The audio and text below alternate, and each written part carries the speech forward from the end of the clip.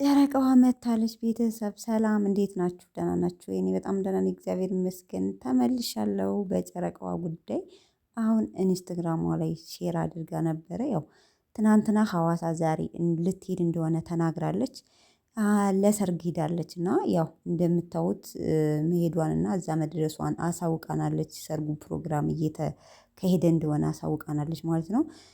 እንደምታዩት ሙሽራይቱም በቬሎ ሆና ሚዜዎቹ እሷም እንደዛው ሆና ለቃለች ማለት ነው። ዋው ዋው ዋው በጣም ደስ ይላል። ያው እንደተናገረችው ከሆነ ለሶስት ቀን እንደማትመለስ ሞስት ሮብ ወይም ማክሰኞ እንደምትመለስ ነው የተናገረችው። ሶ እንግዲህ ደስ ይላል። መልካም ጋብቻ ብለናል። በዚህ አጋጣሚ ለሙሽራዋ መልካም ጋብቻ ተመኙላት ቤተሰብ። ቅድም በለቀቁት ቪዲዮ ማለት ነው በጣም ብዙ አስተያየት ሰጥታችሁኛል ቤተሰቦቼ። ሳምሪ ናት የብሩኬ እህት ናት እና እህቱ ናት እያላችሁ እዛ ኮሜንት ላይ ራሱ ገብቼ ሳይ ከብሩኬ ቤት እንዳለ ስማርት ናት ሳምሪ ናት ምናምን ነበር የሚል ኮሜንት ነው። ቴንኪው በጣም ስላሳወቃችሁኝ በጣም አመሰግናለሁ ከልብ ማለት ነው ቤተሰቦቼ።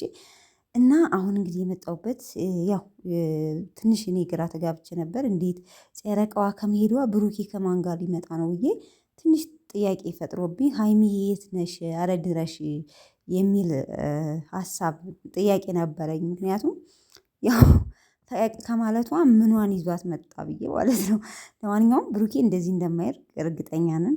ሶ ሀይሚዬም እንደዚህ አይነት ነገር እንደማታደርግ ያው ተመልካች 100% እርግጠኛ ነው። እና ያው ዝሮ መልካም መልካሙን ነው መመኘት። መልካም ሰርግ ብለናል። እንግዲህ ሀይሚም ከሁለት ቀን ከሶስት ቀን በኋላ ነው የምትመለሰው። ስትመለስ አብረው ይመጣሉ። ያለውን ነገር ግን ኢንስታግራም ላይም ቲክቶክ ላይ ሲለቀቅ እማካፍላችሁ ይሆናል። ቤተሰቦች የወሬ ሱስ ብላችሁ እንዳሰድቡኝ ሰምታችኋል።